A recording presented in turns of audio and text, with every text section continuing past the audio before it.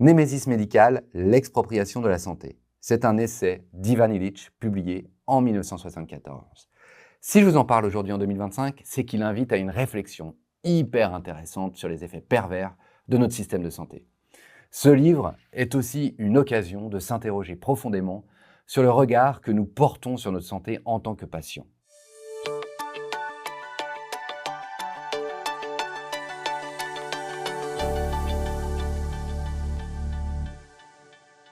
« 50 ans après sa publication, tous les sujets abordés sont encore d'actualité. L'une des thèses portée par Ivan Illich consiste à dire que la santé est malheureusement devenue une industrie comme une autre. Elle est loin l'époque des médecins de famille et du pharmacien qui préparait dans son officine les remèdes les plus courants. La santé est aujourd'hui normalisée, dépersonnalisée selon cet intellectuel mort en 2002. Elle est conçue pour répondre au plus grand nombre en suivant des protocoles standards. Les médicaments sont souvent produits par de grands groupes industriels. Les médecins suivent des protocoles précis. La notion de vocation se perd peu à peu et l'écoute du patient finit par se faire rare. En somme, nous assistons depuis plusieurs décennies à une sorte de déshumanisation de la santé. Nous ne sommes plus des patients avec nos spécificités propres. Nous sommes rangés dans une catégorie de malades dont le parcours médical sera peu ou prou le même en fonction de la case dans laquelle vos symptômes vous auront placé. Or, Ivan Illich nous dit qu'à partir du moment où la société institutionnalise un moyen, ici la sphère médicale dans son ensemble, afin d'atteindre un but, ici en l'occurrence soigner des malades, eh bien ce moyen finit par se casser et puis par nuire au but qu'il était censé servir. C'est ainsi que, toujours selon Ivan Illich, la médecine dans sa globalité en est venue à nuire à la santé de la population. L'institution médicale devient contre-productive, notamment parce qu'elle tend à aliéner l'être humain. En quelque sorte, Ivan Illich nous dit que nous devenons dépendants dans tous les sens du terme de cette institution. Prenons une comparaison peut-être plus parlante. Que deviendrons-nous si l'Internet, les réseaux informatiques, demain venaient à ne plus fonctionner? La société s'effondrerait à coup sûr. Nous serions comme des enfants abandonnés dans une forêt hostile. Eh bien, en ce qui concerne la santé, nous serions aujourd'hui devenus ces enfants. Nous n'avons presque plus d'autonomie. Le système de santé nous a plongés dans une sorte de confort qui en réalité nous est préjudiciable. Ivan Illich propose en fait deux modes de fonctionnement. Le premier est autonome, le deuxième hétéronome. Ainsi, on peut se maintenir en bonne santé en menant une vie saine, en multipliant nos connaissances. Eh bien ça, c'est l'autonomie. Ou bien, on peut confier notre santé à des professionnels, et là, c'est l'hétéronomie. Dans l'idéal, ces deux modes de fonctionnement doivent se rejoindre. Le mode hétéronome doit rester un moyen au service de l'autonomie et non pas devenir une fin en soi. On parle là d'un concept que les éditions Nouvelle Page défendent depuis de longues années, rester acteur de notre santé. Ivan Illich évoque aussi le fait que la santé n'est pas une affaire de chance ou de malchance. Ce n'est pas tellement une question de hasard. La plupart du temps, nous sommes dépendants de notre environnement et de la façon dont nous nous adaptons à cet environnement. Le subissons-nous ou avons-nous suffisamment de recul, de force pour nous en préserver? Par exemple, acceptons-nous le fait de consommer de la nourriture industrielle? Autre exemple, trouvons-nous normal de vivre dans un environnement pollué? Ou encore, acquiesçons-nous à l'idée de vivre sous un stress permanent? La confiance aveugle que nous accordons à notre système de santé nous éloigne des réflexes de prévention les plus basiques et du premier thérapeute qui soit, à savoir nous-mêmes. Nous pouvons en effet accepter de vivre dans un environnement que nous savons pertinemment néfaste et nous en remettre corps et âme au système de santé en cas de conséquences fâcheuses. Est-ce que c'est un progrès? Ivan Illich nous alerte aussi sur le fait que nous avons admis depuis longtemps, comme une chose naturelle et banale, le fait d'avoir besoin de soins médicaux de routine. À chaque âge de la vie, danse le spectre de la potentielle pathologie qu'il faut à tout prix éviter.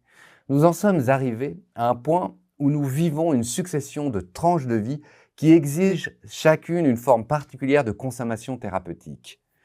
Ainsi, nous confions successivement nos maladies théoriques aux pédiatres, ensuite aux gynécologues, aux gériatres, aux spécialistes de tout poil. Selon Ivan Illich, les âges sont médicalisés, mais aussi le sexe, le quotient intellectuel, la couleur de peau, etc., etc. Être enceinte, accoucher, allaiter sont autant de conditions médicalisables comme le sont la ménopause, la petite enfance, la puberté, la dépression, l'adolescence, l'épuisement, l'alcoolisme, le deuil, la vieillesse, l'obésité, etc., etc. Bien évidemment, toute cette clientèle potentielle est catégorisée en fonction du statut social.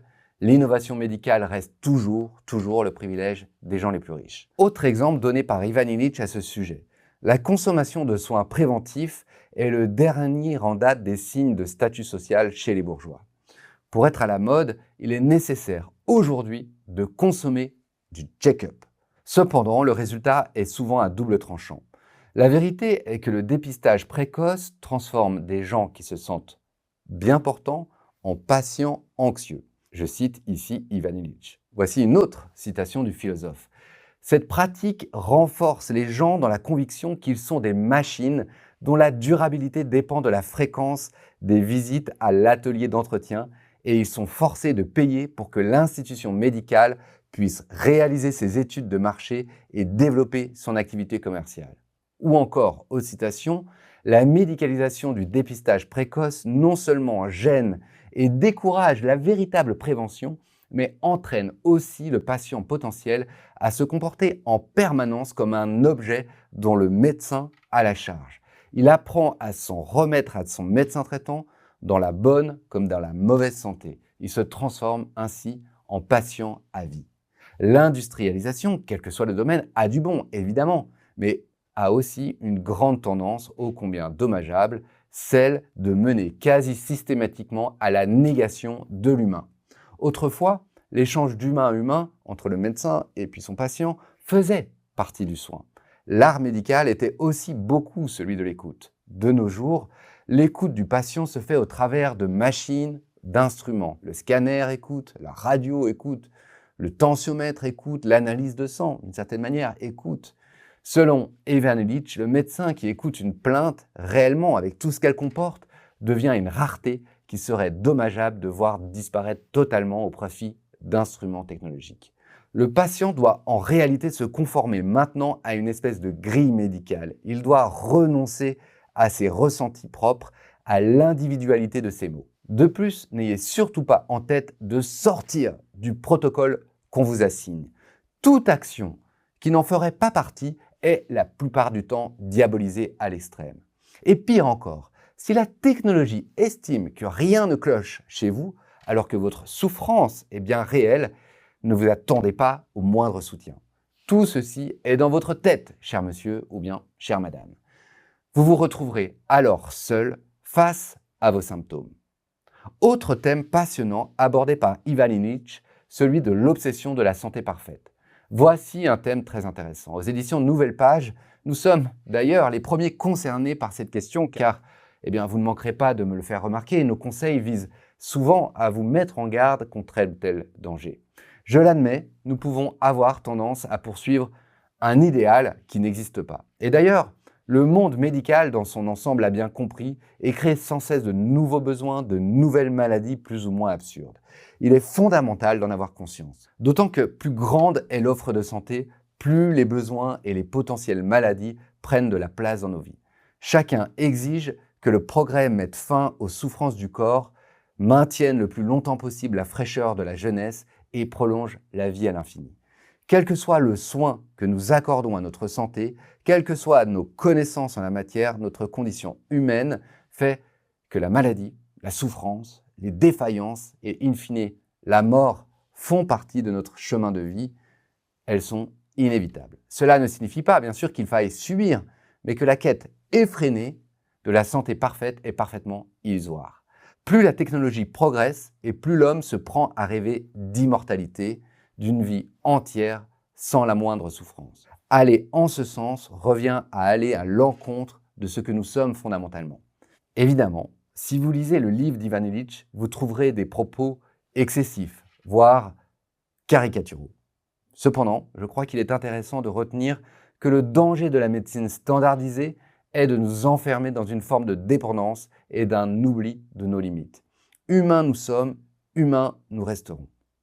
Et voilà, c'est tout pour aujourd'hui. Si cette vidéo vous a appris quelque chose, eh bien n'hésitez pas à lui mettre un petit pouce, abonnez-vous et dites-moi en commentaire ce que vous en pensez.